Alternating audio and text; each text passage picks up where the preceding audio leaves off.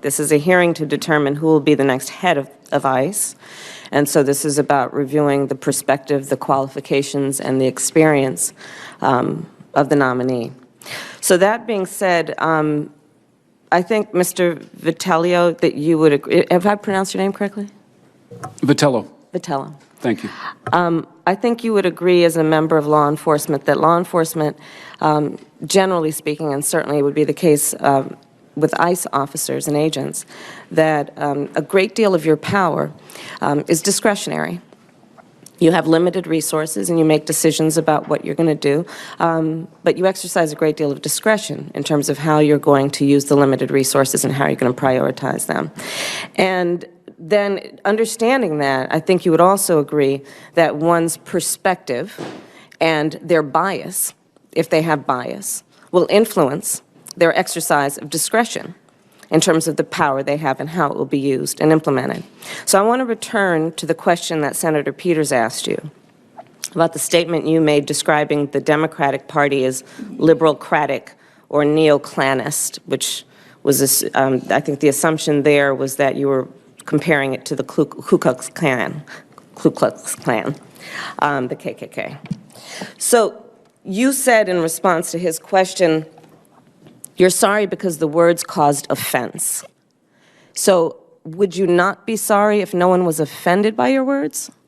No, it was wrong to do. Why was it wrong? Because those are offensive words. Why are they offensive?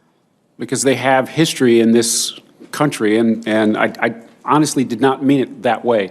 But please talk about the history. What is the history that would then make those words wrong? Well, the Klan was what we would call today a domestic terrorist group. Why? Why would we call them domestic terrorist group? Because they tried to use fear and force to change political environment. And what was the motivation for the use of fear and force? It was based on race and ethnicity. Right. Are you aware of the perception of many about how the power and the discretion at ICE is being used to enforce the laws? And do you see any parallels? I do not see any parallels between I'm talking about perception. Officers and agents. I'm talking about perception. I do not see a parallel between what is constitutionally mandated as it relates to enforcing the law. Are you aware that there's a perception? I see no Are you aware that there's a perception? That puts ICE in the same category as the KKK.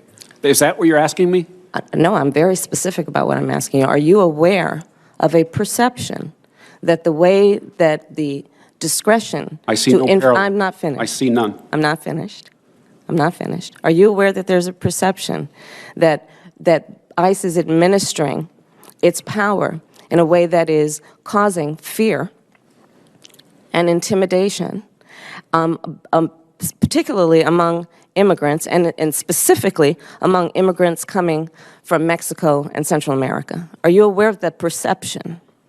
I do not see a parallel between the power and the authority that ICE has to do its job and the agents and officers who do it professionally and excellently with lots of compassion. Sir, how can you be the head of an agency and be unaware of how your agency is perceived by certain communities? There is a lot of perceptions in the media and in the public that are incorrect about the agency. But the perception exists, would you agree? Whether or not it's correct. And wouldn't you agree then that if that perception exists, there might need to be some work done to correct the perception?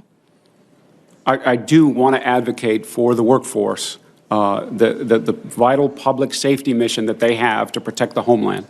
And I think more people need to know how valuable they are to the society. Do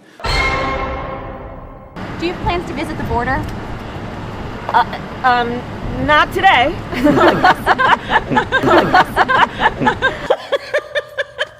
They're really showing themselves to do really well. Come on, man.